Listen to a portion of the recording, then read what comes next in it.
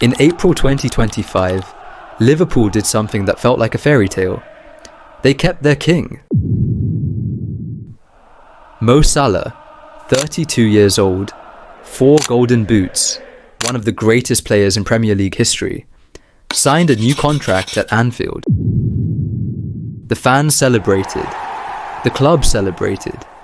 Everyone said the same thing. This is how it should end. The legend stays until he's ready to go.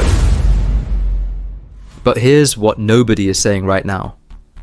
That contract, the one that was supposed to be the fairy tale ending, is the exact reason everything fell apart. By the time Salah announced he was leaving this week, the damage had already been done long before the public fallout. Long before the Arne Slot war of words, and long before the headlines.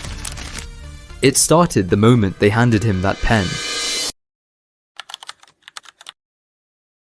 To understand what went wrong, you have to go back to the summer of 2024. Salah's previous contract was running out. Every major club in Europe was watching. Saudi Arabia was calling, loudly. Al Ittihad had tried to sign him the previous summer. The Saudi sports minister himself described their offer as astronomical. Liverpool said no. But now it was 2024. The contract was expiring, and Salah made something clear. Quietly, privately, but clearly. He was open to leaving. He had earned that right, and Liverpool knew it. So what did Liverpool do? They panicked. Not publicly. Clubs never panic publicly. But the decision they made in April 2025 has the fingerprints of panic all over it. They offered him a new deal. 2 years. Reportedly one of the most lucrative contracts in Premier League history.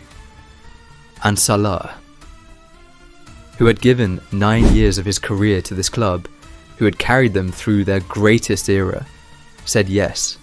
It looked like loyalty. It looked like trust.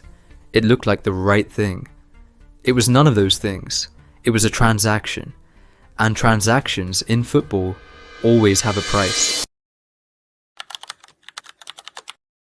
The 2025-26 season started with genuine optimism. Liverpool had just won the Premier League. Salah had just won his 3rd PFA Player of the Year.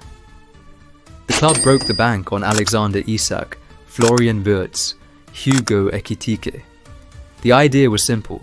Surround the king with better players, lift the whole team, go again. But something happened that nobody planned for. The new signings didn't click. Wirtz took time to adapt. Isak was inconsistent. Ekitike had a nightmare run of games. Liverpool's title defence fell apart almost immediately. And here is where the contract became a trap. Because when a team underperforms, someone takes the blame. That's football. It has always been football. But when your highest paid player, the man you just handed the most expensive contract in the squad, starts underperforming too, he doesn't just take some of the blame.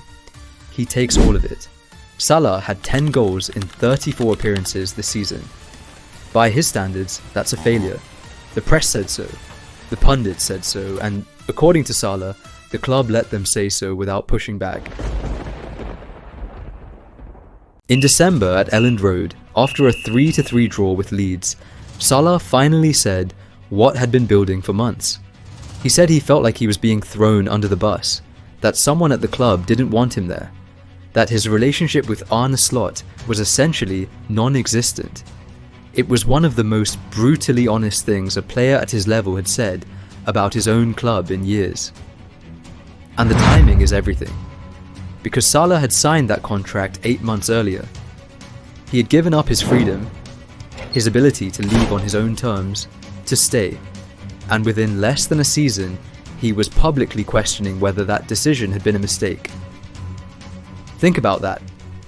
This is a man with 255 goals for the club, 3rd on their all-time list, a player who had given everything, through Klopp's highs, through the pandemic, through the difficult transitions, and the reward for staying, the reward for signing that contract, was becoming the scapegoat for a squad that wasn't working. That's not a Salah problem, that's a Liverpool problem, and the contract made it worse. Because when you are the highest earner, you can't quietly have a bad season.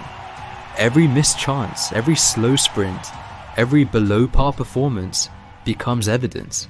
Evidence that the investment was wrong. Evidence that he was past it. The contract that was supposed to protect him became the thing that made him a target.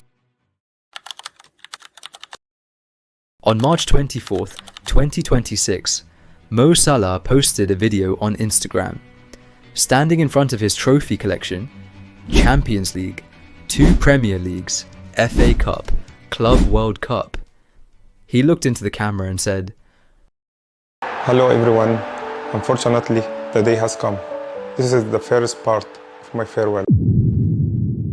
He thanked the fans, he thanked his teammates, he said Liverpool gave him the best time of his life, and the club, with remarkable speed, agreed to cut his 2-year contract short by a full season, letting him leave as a free agent.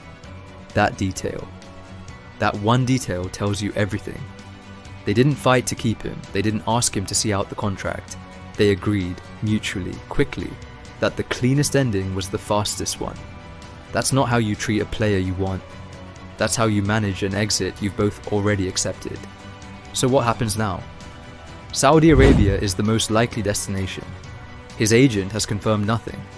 But Salah himself admitted last year that the Saudi talks had been serious, and that the only reason it hadn't happened then was the contract he signed. The same contract that changed everything. Here's what I want you to take from this story. Liverpool didn't lose Mo Salah this week. They lost him the moment they convinced him to stay. Because when you keep a great player past the natural end of his story, you don't preserve the legacy. You risk it. You turn a fairy tale ending into a messy departure. The contract that was supposed to be the perfect ending became the thing that made a perfect ending impossible. And somewhere, in a room full of trophies, Mo Salah knows it too. If stories like this one are what you're here for, there's another one waiting for you right here.